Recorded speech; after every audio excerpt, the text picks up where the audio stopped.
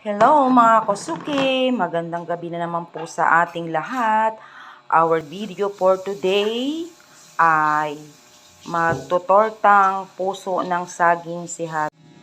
So ayan mga kasuki, after namin nahimay ang puso ng saging ay amin pong nilaga muna. And then nag-prepare na po si Habi ng pinaka-ingredients niya.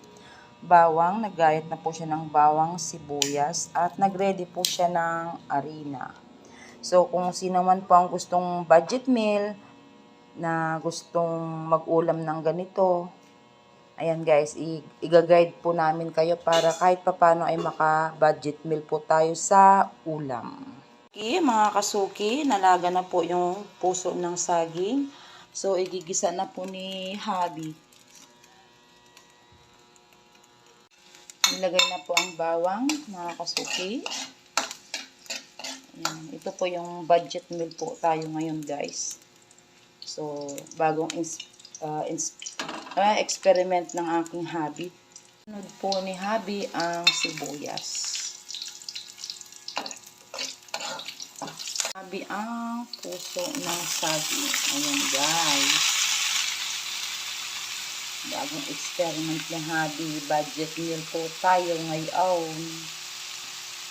Ng pangpalasang patis.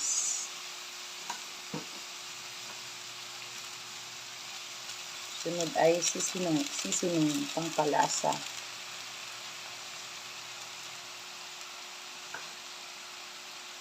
At paminta.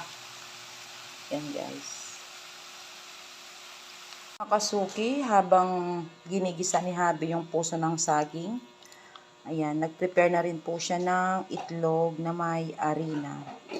Ayan mga kasuki, just watch po para kahit pa paano makatulong po to sa budget meal po natin na pwede nyo naman pong gawin. Ayan, budget meal na puso ng saging na torta. Mga kasuki, ang pinaghalong harina, puso ng saging at yung itlog guys.